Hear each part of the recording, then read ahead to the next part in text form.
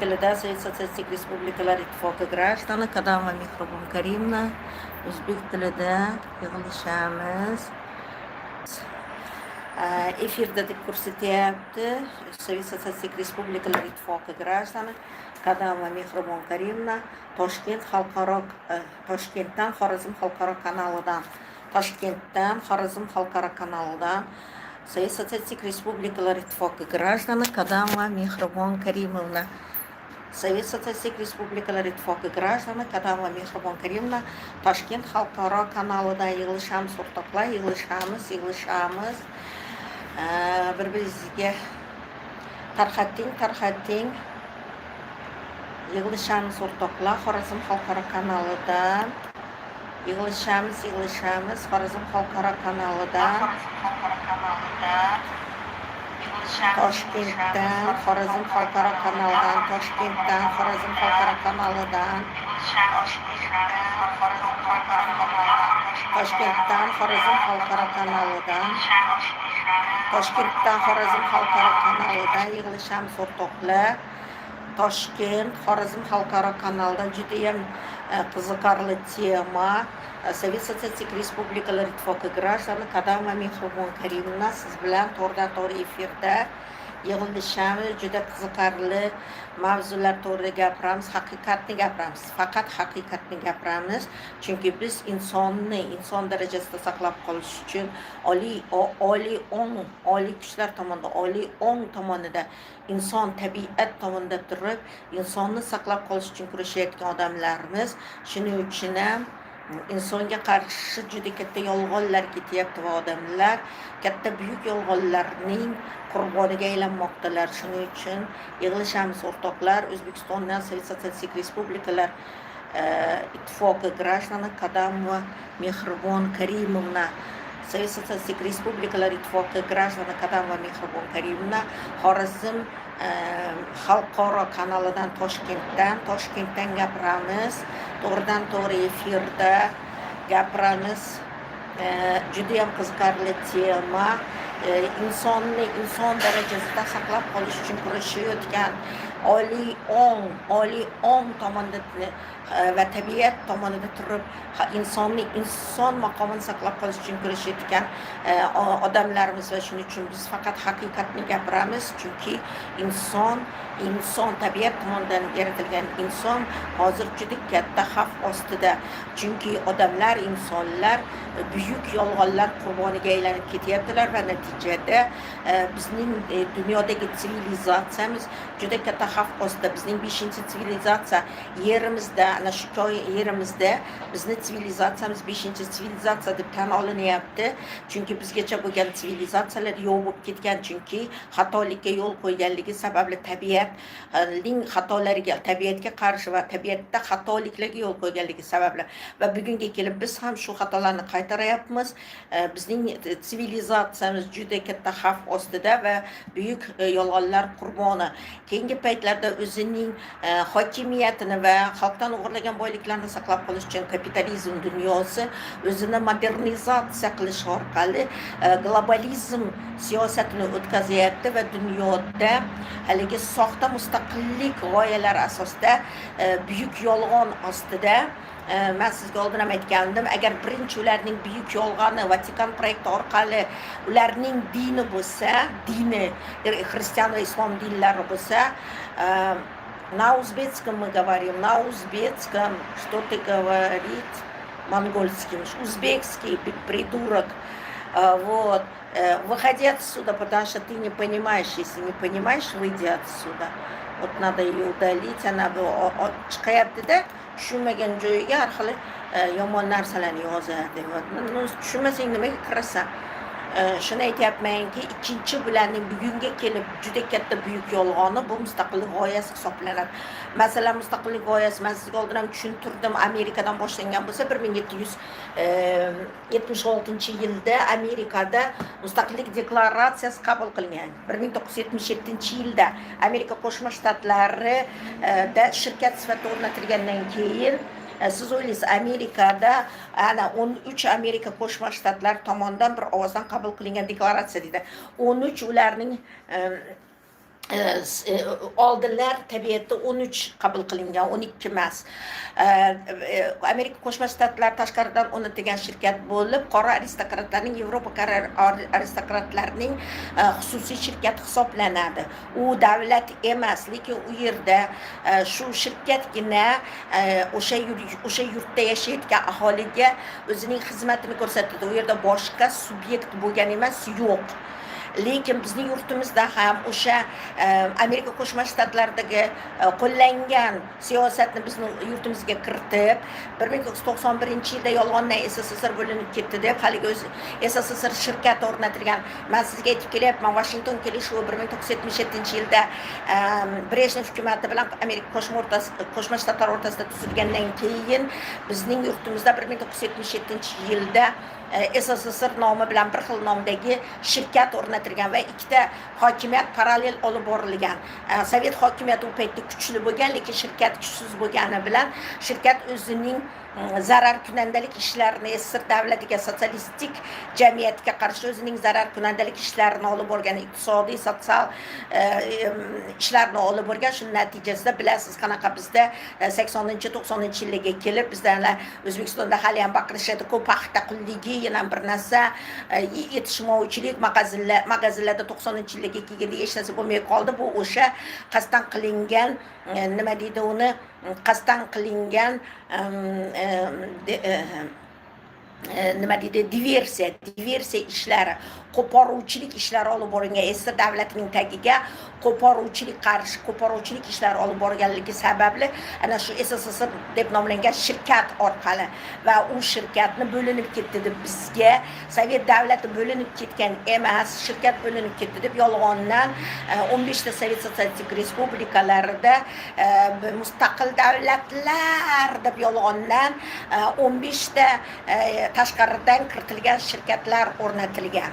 Katta yolg'on, mustaqillik g'oyasi eng buyuk yolg'on hisoblanadi va natijasida Sovet grajdanlari o'sha buyuk yolg'onning qurboniga aylanib ketganmiz va bizni yolg'ondan aldab qo'limizdan Sovet pasportlarini olib, bizga Sovet davlati tomonidan 1936-yilgi konstitutsiya asosida berilgan tirik inson degan maqom va tirik insonga beriladigan barcha insoniylik huquqlaridan bizni mahrum qilib, yerga egalik huquqi, resurslarga, boyliklarga egalik huquqidan bizni chetlab qolib, davlat egasi, ishchi, dehqon bo'lgan, mehnatkashlar bo'lgan davlatda davlat egaligi va hokimiyat egalik huquqlaridan chetlab qo'yib, bir hovuch kollaborantlar, Karimovlar oilasi, Mirzayevlar oilasiga o'xshagan o'sha bir hovuch tepadagi kollaborant deb ataladi bular, chunki bular Sovet pasportlari bilan qolib, o'zlari Sovet davlatining egaligiga egasi bo'lib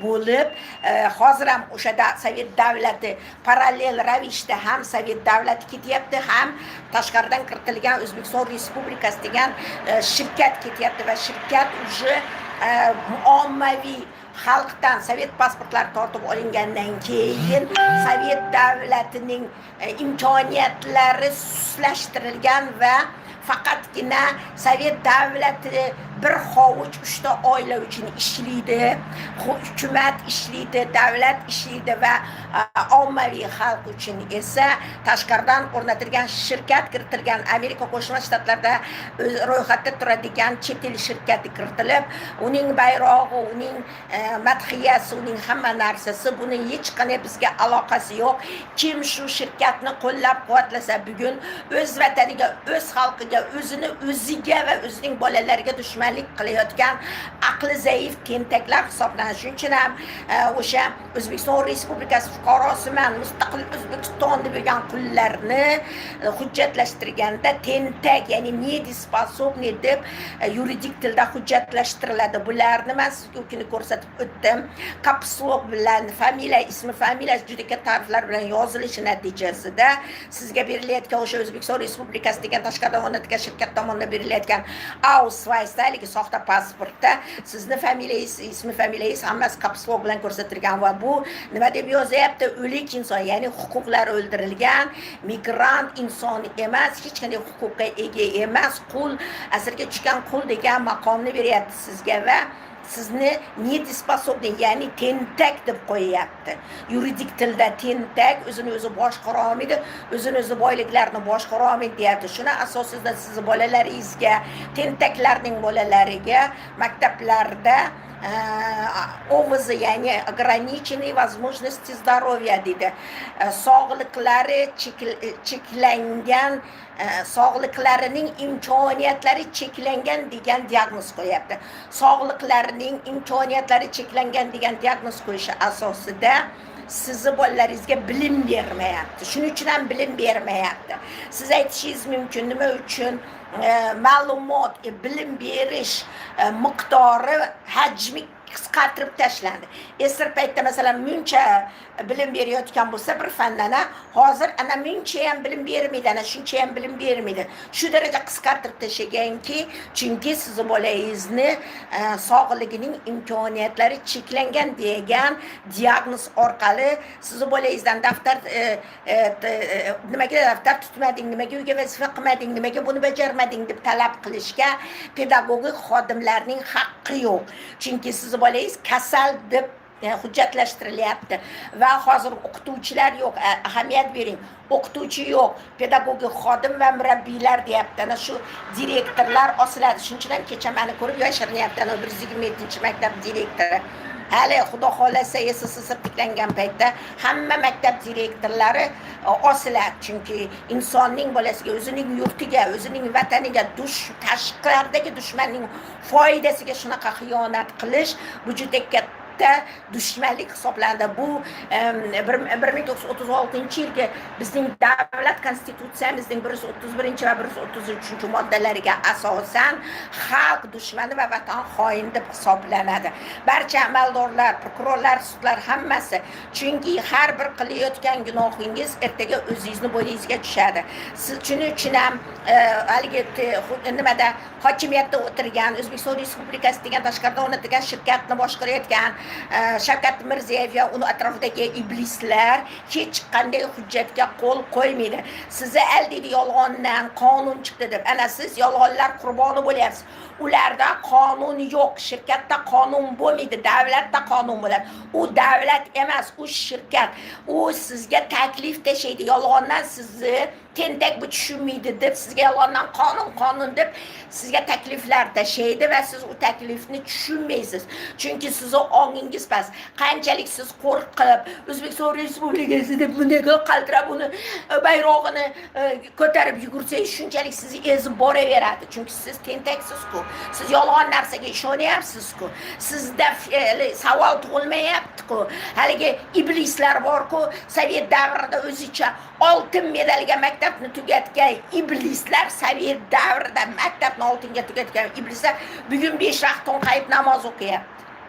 Ongini pastligini qarasangiz, demak u hozir men shunaqa fikrga keldimki, bu iblis otasi o'sha oltin medalni o'sha paytda nechinchi yilda edi biz maktabni tugatgan, 80-yillarda pulga sotib olgan bo'lishi ham mumkin poraga.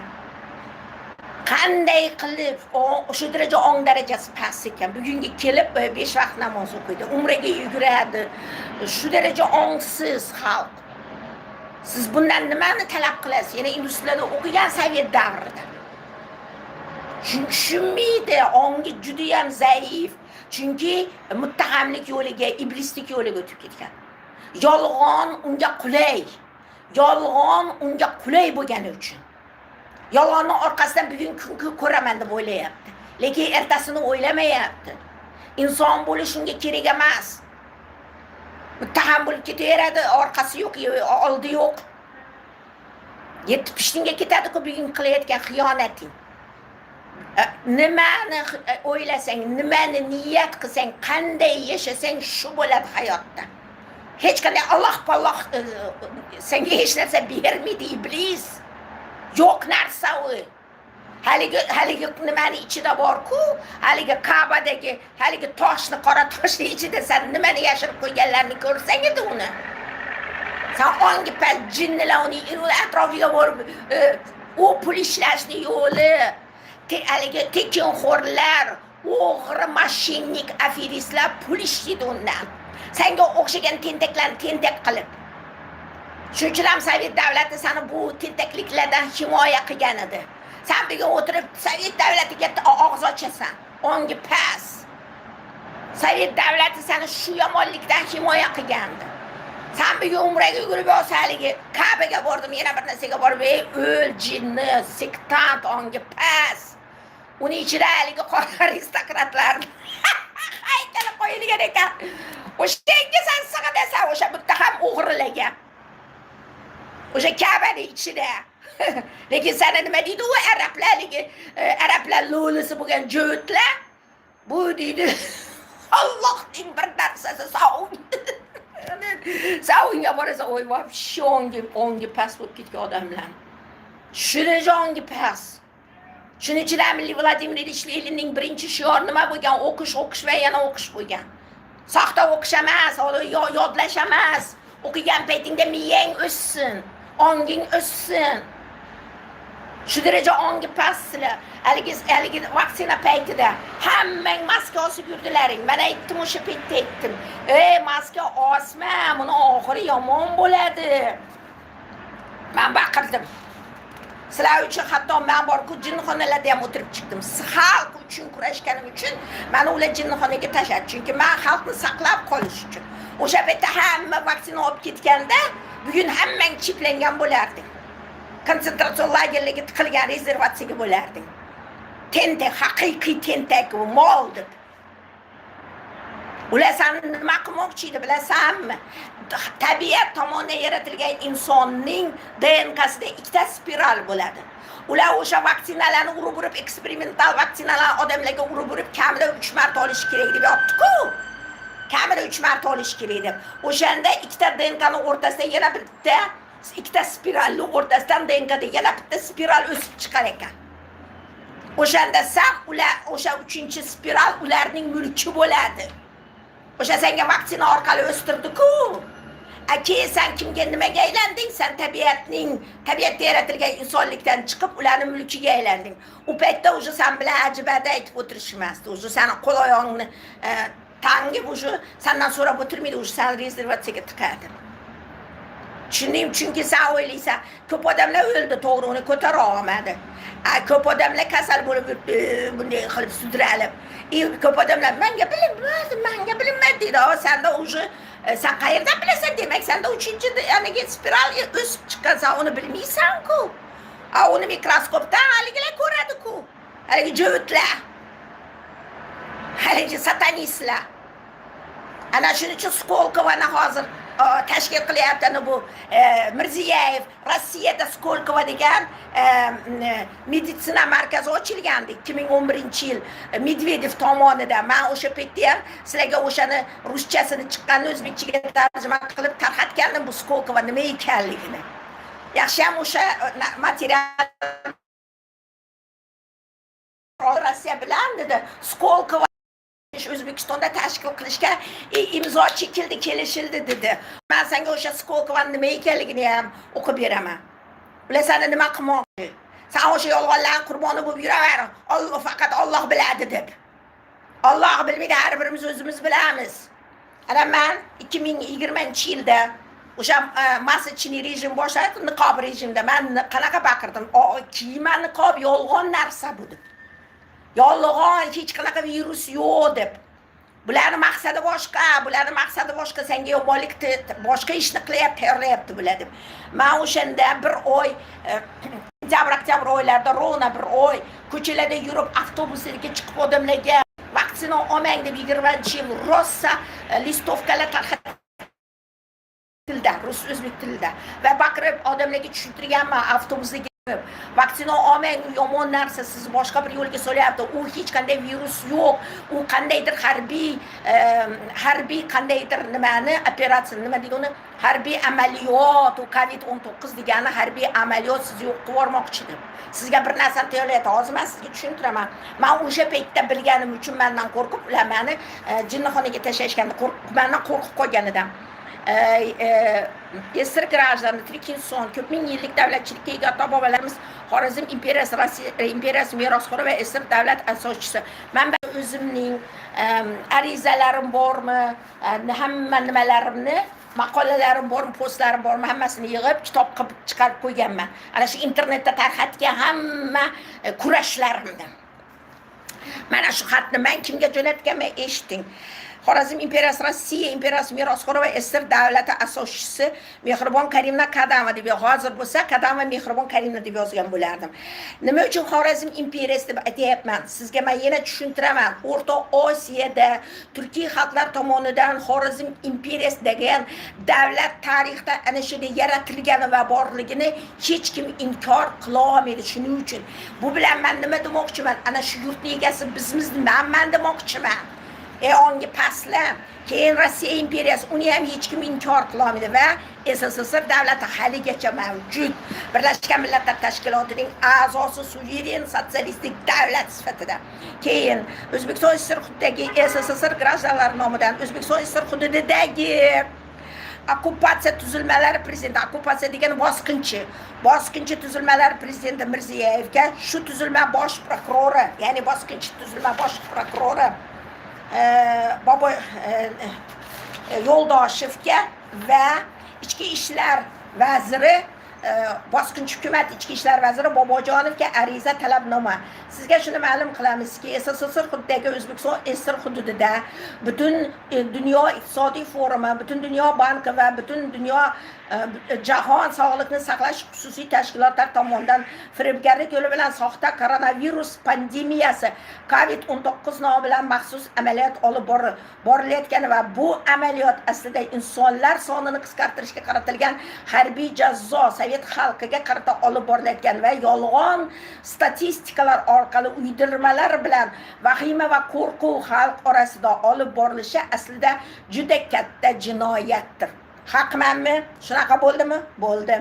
Meditsina fanlari doktori professor Gondarov Igor Alekseyevich va bir guruh mustaqil vrachlar assotsiatsiyasi epidemiolog va virusolog vrachlar tomonidan ko'rsatilgan meditsina xulosasiga asosan butun dunyodagi mutaxassis olimlar va o'z bilim va analizlarimizga asosan shuni to'liq ayta olamizki, koronavirus oddiy fasl, ya'ni shamollash kasalliklari va gripp guruhiga kiradigan oddiy kasallik bo'lib, organizm o'zi shu yo'l bilan organizmdagi shlak va og'ir metal va boshqa zaharli moddalarni chiqarib tashlaydi va organizmda tozalash o'tadi. Ammo bu bilan 1,5-2% aholigina kasallanib o'tadi va bu 12% dan juda kam bo'lib, pandemiyaga yoki epidemiyaga asos bo'lmaydi.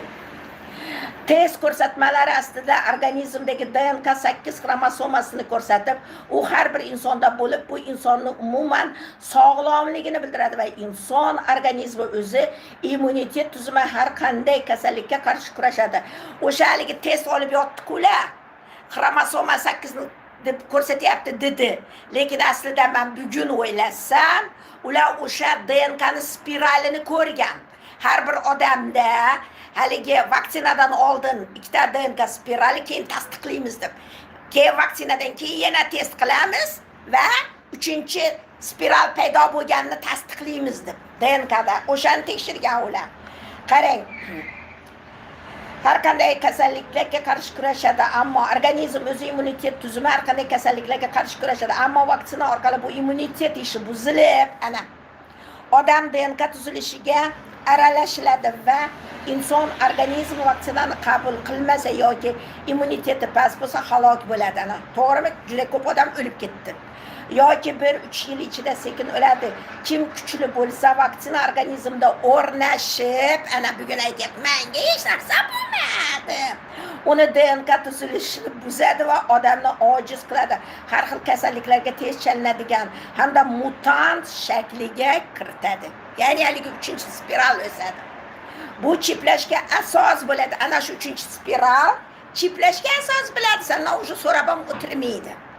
Chunki sen o'sha chip vaksina olgan paytda hamma narsaga qo'l qo'yding, rozi bo'lding shunga. va xavfli mavjudot deb. Covid-19 bu terrorizm, bu virus nomi emas, balki fashist harbiy maxsus amaliyot, insoniyatga qarshi, insonga qarshi. İnsonni tabiatdan chiqarish va qisqartirib, qolganlarni huquqsiz qul va tirik tovar qilib qo'yish uchun. Butunjahon iqtisodiy fondi, Butunjahon banki va jahon sog'liqni saqlash tashkilotlari xususiy bo'lib, ular Rockefeller, Rothschild va bir qancha yahudiylar, ya'ni jovitlar korporatsiyalari bo'lib, ular dunyo global hukumatini tuzish uchun harakat qilmoqdalar va bu kabi bandit guruhlar buyruqlari va ko'rsatmalarni yollanma tarzda bajarish va o'z xalqiga va o'z vataniga qarshi bu qirg'inda ishtirok etish va xiyonat qilish dunyodagi juda katta jinoyatga sherik bo'lish demakdir. Juda insoniyatga qarshi, insonga qarshi jinoyat. Siz buni qanaqa buyuk ekanligini bilasizmi? Bu tabiat tomonidan jazolanadi-ku, yo'q bo'lib ketamiz hammamiz. Yuqoridagilardan kelib chiqib shuni talab qilamiz. Birinchi, tezlik bilan niqob rejimini bekor qilishingizdan odamlar hayot va sog'ligiga zarar keltiruvchi. Ikkinchi, tezlik bilan ommaviy axborot vositalari tomonidan beriladigan yolg'on axborotlar orqali koronavirusning xavfi va soxta statistikalar orqali xalq orasida olib borilayotgan vahima va qo'rquvga sabab bo'layotgan propagandani to'xtatishni, tashviqotni to'xtatishni. Ular yolg'on tashviqot qilib yotaverdi-ku, buyuk yolg'onni tashviqot qilib sizni ishontirish uchun. Uchinchi, tezlik bilan Butunjahon banki yollanma vrachlarni yollab ularga pul to'ladi va meditsina xodimlarining fashist SS faoliyatlarini, insonlar ustidan tajribalar olib borayotgan va natijada odamlar o'limiga sababchi bo'layotgan koronavirus markazlarini to'xtating. O'sha yerda ular odamlarni yolg'ondan o'ldirib, ichki organlarni olib sotdilar, jovitlar va ularga qarshi qonuniy choralar ko'ring.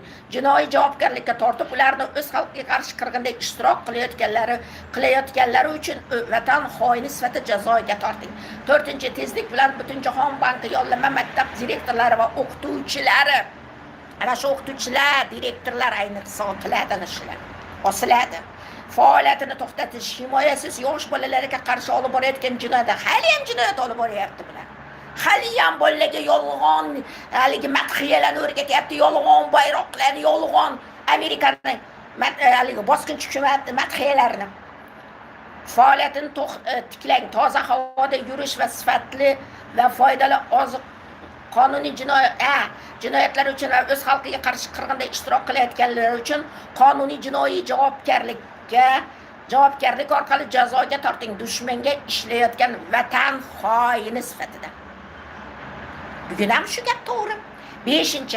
Xalq uchun har tomonlama qulay va sog'lom yashash muhitini yarating. Xiyobonlar va dam olish uylari faoliyatini tiklang. Ana shu uchun ham bular parklarni yo'qotib tashladi. Bu marazlar. Haligi Magic City'mish, borib ko'ring Magic City'sini. Buldozorga yiqib tashlash kerak uni. O'sha yerda haligi narkotik solingan napitkalarni sotyapti. Faoliyatini tiklang. Dam olish uylari faoliyatini tiklang. Toza havoda yurish va sifatli va foydali oziq-ovqat bilan ta'minlang. Oziq-ovqatlarni hammasini ana bu nimada zaxira markazlarida nima qo'shyapti, zaharli moddalar qo'shyapti, GMO qo'shyapti. Dalil va isbot sifatida quyidagi videolar ko'rsatiladi. Va hurmat bilan Mehribon Karimna Kadama deganman. Hozir bo'lsa Kadama Mehribon Karimna degan bo'lardim. O'zbekiston Esir hududida yashovchi esir grajlari Toshkent shahri va 3-oktyabr 2020-yil. Ana 3-oktyabr 2020-yil. Ko'rdingizmi? Ana va men shuni orqasidan keyin men 3-oktyabr 16-oktyabrda meni bular ko'chadan tutib ketib jinnixonaga tashishgan. Shuning uchun, ana shu xatim uchun rus va o'zbek tilida jo'natganman men bu xatni. Haligi bosqinchi hukumatga, haligi iblis vatan xoinlarga. Endi men sizga Skolkova to'g'risida ma'lumot beraman.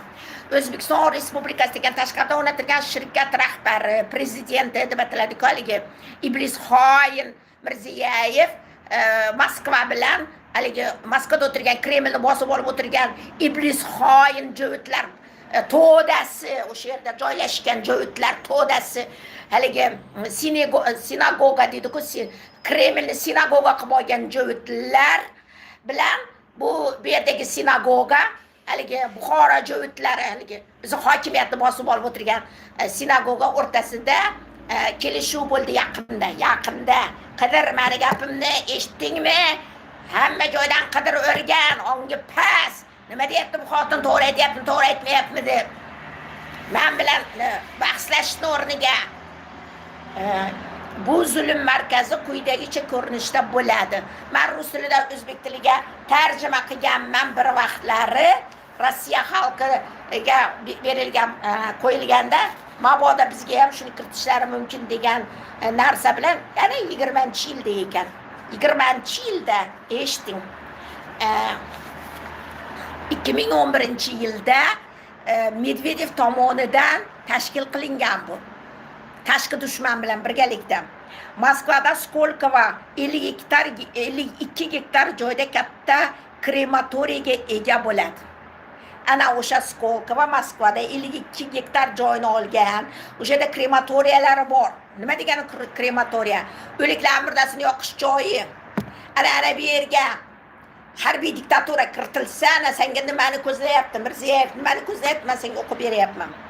Bu xorijiy meditsina markazi uchun Rossiya Federatsiyasi FK 160 ana haligi ularning hujjati bo'yicha nomeri raqami 160 Skolkovo meditsina klasteri to'g'risidagi qonunni qabul qilishdiki, Medvedev tomonidan 2011-yilda qabul qilingan va unda har bir chet ellik meditsina xodimi ishga taklif qilingan boshqa davlatdan 1 million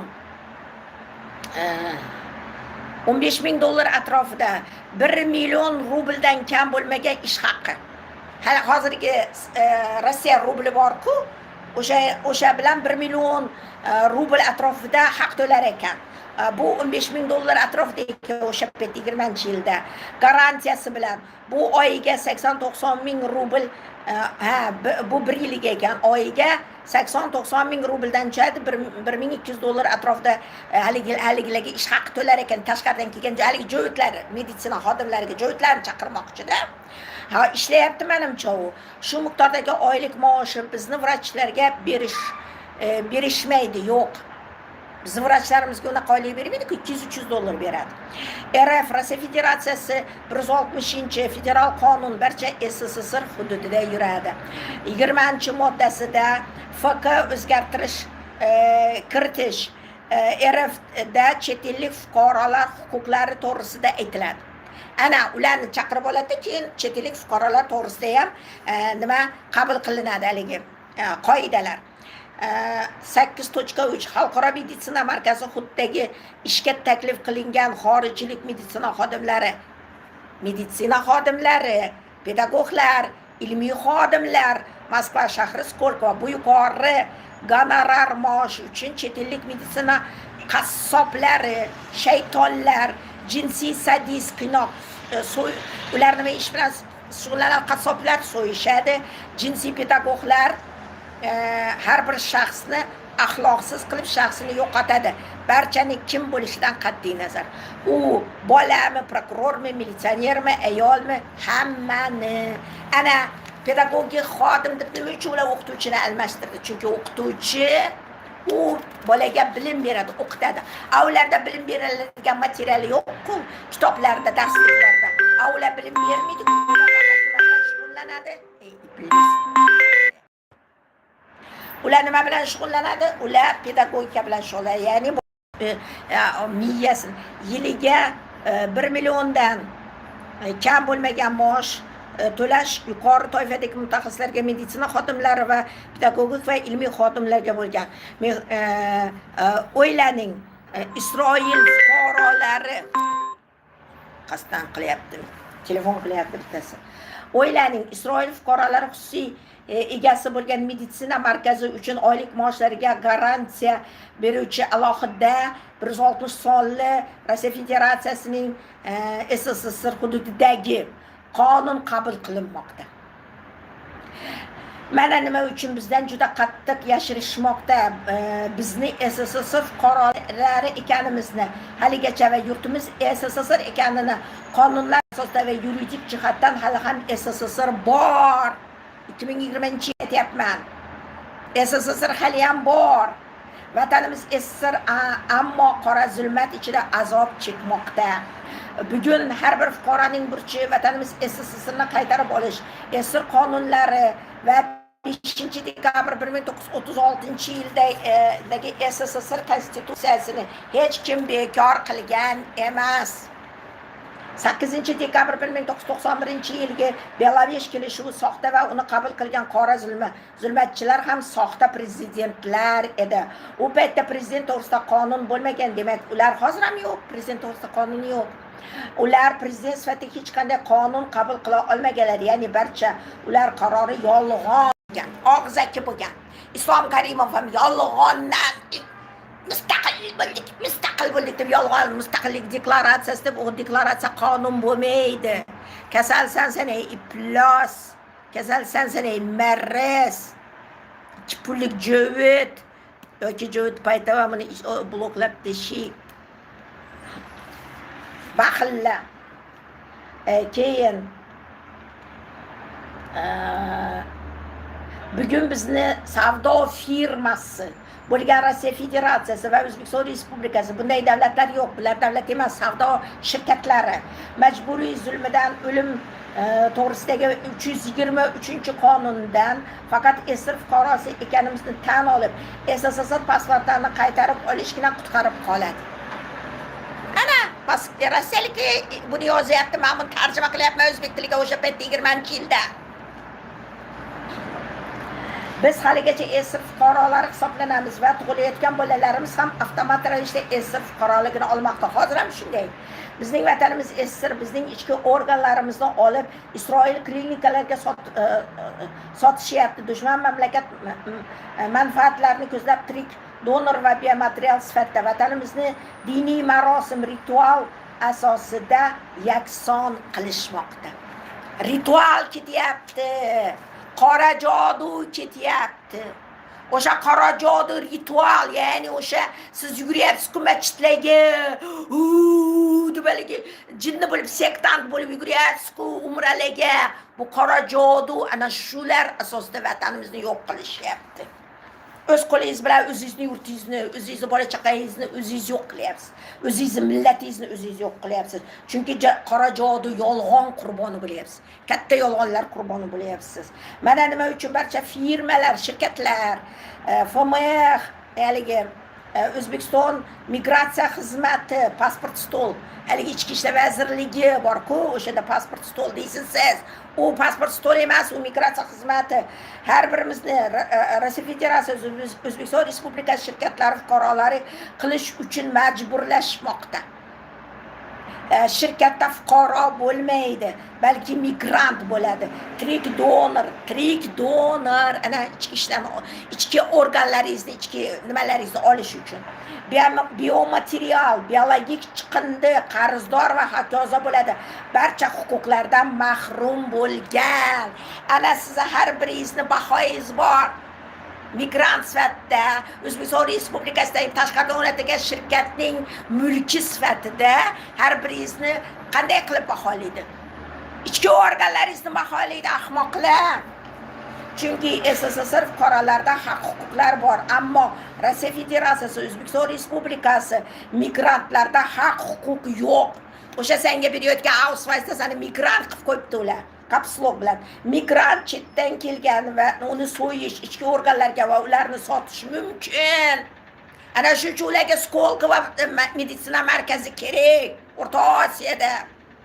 Mana shuning uchun ham qora zulmatchilardan bir qancha savdo sotiq foydalanadi. RF Respublika, O'zbekiston Respublikasi London savdo shirkati har bir esir fuqarosini o'ldirib, avtomat tarzda o'z hisobiga unga tegishli bo'lgan tug'ilganidanoq 14 milliard rublni olmoqda va bu pul har birimizga SSSR fuqarosida tug'ilgan zahotiyoq berkitilgan. Ana shu esir fuqarosi, mamlakat egasi, hamma narsaning egasi har birimiz bo'lganimiz uchun bizga nisbatan o'sha belgilab berilgan har bir odamning foydasi, har bir odamga tegishli bo'lgan ulushi, o'sha ulushni olyapti ular sizdan. Pensiyada ham aytdim sizga 1 million rubl 80 million dollarda pensiya belgilasa, sizga $100 pensiya beryapti deb. $80 milyon qayerda, $100 qayerda? Bizi SSSR grajdan sifatida talayapti ular. O'sha 14 milliard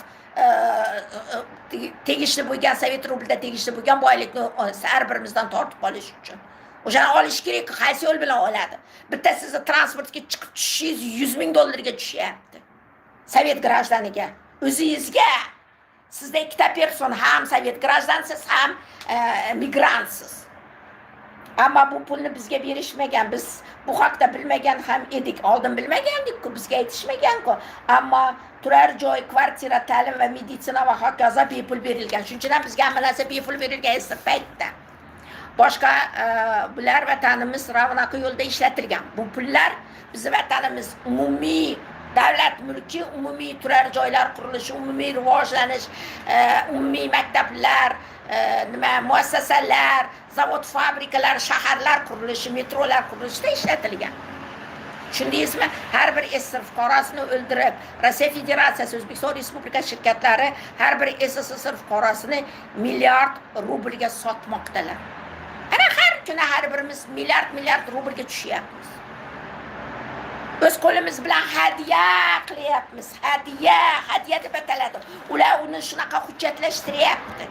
Biz bularni o'ldirib olayotganimiz yo'q, urib olayotganimiz yo'q, so'kib olayotganimiz yo'q deyapti. Lekin siz yolg'onga ishonib yuribsiz-ku. Sizni aldayapti, to'g'ri, urmayapti, so'kmayapti, lekin aldayapti. Siz yolg'onlarga ishonib hadya qilyapsiz jo'tlarga.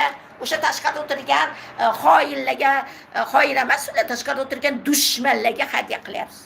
O'zingizni yurtingizni, yeringizni, mol-mulkingizni hadya qilyapsiz. SSR grajdanligidan siz shunchalik ham esini yomon ko'rsatyapti, yolg'ondan jo'itlar, paytavallar haligi ularga pul to'layapti, bor bloger bo'lib ishlay, ularning ongi pastku, bilimi yo'q-ku. Ular haligi ozgina pulga o'zini vataniga qarshi tashviqotlarda ishtirok qilyapti. SSR bunday deb. Ruslar bunday, Rossiya bunday deb. Chunki ongi yo'q, bilimi yo'q, chunki o'z qo'li bilan o'zini yurtini yo'qotayotganini, o'z qo'li bilan o'zini millatini o'ldirayotganini, o'z qo'li bilan o'zini yurtini berayotganidan xabari yo'q, ongi yo'q, chunki tentak. Shuning uchun ham tentak недееспособный deb hujjatlashtiryapti. Ertaga Skolkova meditsina markazini ochgandan keyin hammangizni chavoqlaydi-da, o'sha yerda sotib o'tiraveradi. O'ligingdan nimaga pechkalarga tiqib yuborib. Bu tentaklarda huquq yo'q deydi. Seni nima mozor, seni nima hurmat ehtirom bilan seni cho'mib o'tiradimi mozorlarga? Senga mozorni ham ravo ko'rmaydi. Bironta senga bir marosimni ham ravo ko'rmaydi. Sen o'zing shunaqa ahvolga solib o'tirsang, seni kim himoya qiladi? Sen o'zing himoya qila olmasang, o'zingni kim ekanligingni bilmasang, Amerikaning migratsiya xizmatiga yugurib borib hujjat olib yursang, menga o'sha yerga meni olib bora olmaydi, buldozer bilan ham, avtomat bilan ham olib bora olmaydi endi o'sha yerga. Men oldin borganman, bilmaganman borganman. Hozir meni hech narsa bilan olib bora olmaydi. Menga $10 million ana yerga qo'yib, oldimga qo'yib, mana senga $10 million men senga beraman. Ana shu umraga boribki, umra yo'llarini ham, biletlarini ham to'layman desa borku, men bormayman. Chunki unda sen insonlikdan chiqasan. Men o'zimga o'zim xiyonat qilmayman, men inson bo'lib qolmoqchiman. Men insonman, men inson bo'lib qolaman ham. Men o'zimning insoniyligimni $10 million sotmayman. Lekin siz $100 sotyapsiz. Judayam past bir musirdan ham, axlatdan ham past bo'lib o'zingizni yerga uryapsiz. Men sizga haqiqatni aytyapman. Meni yomon ko'rsam, yaxshi ko'rsam, mana bugunga kelib menga odamlar aytyapti. Sen o'sha paytda to'g'ri aytgan ekansan, hech qanaqa koronavirus yo'q ekan. Hech kim unaqa qirilib ketardi agar unaqa pandemiya bo'lganda. Bular bizani aldagan ekan deyapti. Mana bugunga kelib olimlar tekshiryapti, ular jo'yda olimlar, boshqa olimlar 3-spiralni tekshiryapti. 3-spiral kimda o'sdi deb. Ularda statistika bor, kim necha marta vaksina olgan to'g'risida. Ular tekshiryapti ana 3-spiral. 3-spiral bu nima degani? Lekin ular o'sha qilayotgan yomonligini koinotdan yashirmadi. Ular hech qachon qilayotgan, planlashtirilgan, qilmoqchi bo'lgan yomonligini koinotdan yashirmaydi. Chunki ular tabiatdan o'zini, taqdirini tabiatdan o'ziga qarg'ish olishni xohlamaydi. Nakazaniyani nima olishni xohlamaydi. Shuning uchun ham u haligi Angliya qirolichasi bor edi o'sha paytlarda, haligi Yelizaveta ko'rsatdi-ku. Siz ongi pasa uni ham ko'rmadinglar, men ko'rdim. internetda ozgina qo'ydi, uni ko'p tarqatmadi. O'sha yerda ko'rsatdi, Yelizaveta shunday koinotga ko'rsatdi. Ikkita spiral ketdi, keyin Yelizaveta knopkani bosdi, o'sha paytda 3-spiral ketdi. Ana ular nima dedi? Qora aristokratlar o'sha yomonlik tomonda turgan bir hovuch iblisda biz ana tabiatga ko'rsatdi, biz ana odamlarga bu yerdagi haligi bittag'am tentaklarga ana shu narsani taklif qilyapmiz. Ko'r, biza bularni aldayotganimiz yo'q dedi. Chunki aldab majburlab qilsa, ular jazo oladi tabiatdan. Ko'rdingizmi? Ular hamma narsani biladi, tabiat qonunlarini biladi. Sen nima uchun bilmaysan? Sen Alloh deb yugursan, hamma narsani Alloh biladi deb. Allohning orqasida ular yashirinib o'tiribdi. Ular seni aldab boshqa joyga olib ketyapti. Yolg'on yo'lga so'layapti ular seni, Alloh deb yolg'onlar. Men nima uchun gapiraman? Men o'sha zombi bo'lib ketganlar uchun emas, iblis bo'lib ketganlar uchun emas, jinoyatga baribir har bir millatning ichidan ozgina odam bo'lib qolaman degan ongli odamlar bor. 5-10%, 5-10% o'shalar uchun gapiraman. Chunki insonni saqlab qolishimiz kerak. Agar 5-10% odamgina vijdonini o'rtaga qo'yib, uyatni o'rtaga qo'yib, ha, to'g'ri, men odam bo'lishim kerak-ku, bu yo'l to'g'ri yo'l emas, pul bu seni insofdan chiqaradi. Pul bu eng asosiy emas. Vijdon asosiy, mehr muhabbat asosiy deb o'zini oldiga vijdonni qo'yib, uyalib to'g'ri yashashga o'tsa, o'shanda biz insonni saqlab qolamiz. Insonni saqlab qolish uchun kurashyapmiz biz. Albatta Sovet davlati ertaga tiklanadi, uni boshqa yo'li yo'q. Insonni saqlab qolmoqchi bo'lsak, Rossiyada boshqa joylarda odamlar kurashyapti, onglanyapti, o'ziga kelyapti, uyg'onyapti, tushunyapti. Chunki sivilizatsiya sifatida yo'q ketish bu juda katta gunoh. Insonning inson bo'lib qolishi uchun birgina yo'l ana shu 1936-yilgi Stalin proyekti bo'yicha tuzilgan ana shu Sovet konstitutsiyasi. Shu konstitutsiya asosida SSSR sotsialistik jamiyat qaytadan hokimiyat tiklanib, ishchilik-qon hokimiyat tiklanib, sotsialistik jamiyat qaytadan qurilishi bu insonni yana insoniylikka qaytaradi. Ana bu jo'd paytavalarning besi deydi, iblis bo'lib ketgan ongi past muttahamlarni. Shu bilan bugungi chiqishimni tugataman. Hammangizga sog' salomatlik tilayman. Kim meni nimamda ishtirok qilganlarni hammasiga minnatdorchilik bildiraman. To'g'ridan to'g'ri efirda bir-birlaringga tarqating, o'rgating, chunki bir-birimizni inson sifatida bir-birimizga mehr muhabbatli bo'lishimiz kerak, vijdonga qaytishimiz kerak, odam bo'lishimiz kerak. Sovet davrida juda ko'p odam edi. Odam bo'lish kerak. Siz o'sha urush paytida o'ylab ko'rmadingizmi? Qanaqa yaradorlarga mehr muhabbat bilan bir tiyinsiz yaralarni o'zini nimasini hayotini xavf ostiga solib meditsina xodimlari ishlagan. Operatsiyalar qilgan, boshqa qilgan. Hozirgi meditsina xodimlari qamida o'lib yotsa ham pul olib kelmaguncha. Bu iblis, bu insonlikdan chiqqan. Hozirgi pedagoglar bolani o'qitmaydi, Sovet pedagoglari o'qitardi. Bizning o'qituvchilarimiz bor edi. Pirnapasov, Atajonov, Sobirov. Hozirgi bu o'qituvchilar o'qitmaydi. Bular o'qituvchi emas, pedagogik xodimlar bular. Bularda uyat yo'q, vijdon ham yo'q, uyalmaydi. Haligi tashqarida kiritilgan shirkatning malayi bo'lib, bolalarga yolg'on narsani tarqatib o'tiradi. Mustaqil O'zbekiston, mustaqil. Chunki iblis, chunki fashizmga xizmat qiladi. Iblis unga qulay shu qulay unga. Uni bilimi yo'q, ongi past.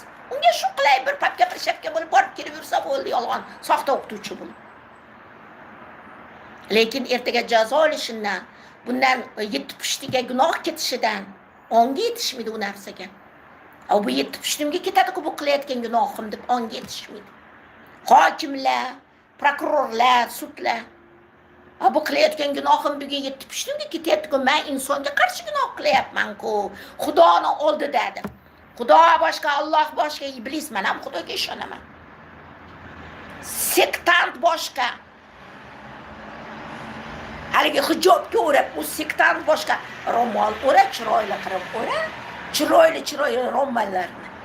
Bunga hech kim qarshi emas, sektantlik boshqa. Sen to'g'ri yo'lda duo qil, bola chaqangni duo qil, o'zingni yaxshi niyatlar qil. Xudoga ishon, haligi yaratgan oliy kuchliga, oliy onga niyatingni ayt inson sifatida. Men insonman, men shuni xohlayman, bunday bo'lishini xohlayman, bunday bo'lishini xohlayman degan narsalarni ayt inson bo'lib qalbingdan chiqib. Men Allohning bandasiman, Alloh biladi hamma narsani yotmasdan. Chunki seni biting yo'q. Men insonman deb ayta olmaysan, sen o'g'risan, poraxo'rsan, fohishasan, muttahamsan. Pulni ketida yugurib yurgan iflos, yolg'onchi, xoin, vatan xoinisan. Shuning uchun Allohga tashab qo'yasan. Alloh deyman-da, Allohni yana jinoyat qilib yuraveraman deb. Ummonday jinoyating bo'lsa ham 5 vaqt namoz o'qisang hammasi ketadi, gunohing hammasi yuviladi deydi-ku Alloh. Shu senga qulay. Lekin u senga hech narsa bermaydi. Sen u jazodan qutulib qola olmaysan. Qilayotgan gunohlaringni baribir jazosini olasan. Sog' omon bo'ling, bir-biringizni saqlang. O'zingizga, hammangizga sog'lik tilayman. Toshkentdan, Xorazm xalqaro kanalidan Sovet Sotsialistik Respublikalar Ittifoqi Grajdan Qadam va Mehribon Karimova bo'ldi. 1936-yilgi konstitutsiya asosida Xorazm xalqaro kanalidan Toshkentdan Sovet Sotsialistik Respublikalar Ittifoqi Grajdan Qadam va Mehribon Karimova bo'ldi. Hammangiz bir-biringizni saqlang, tarqating bir-biringizga. Sog' omon bo'ling, inson bo'lib qolishga harakat qiling.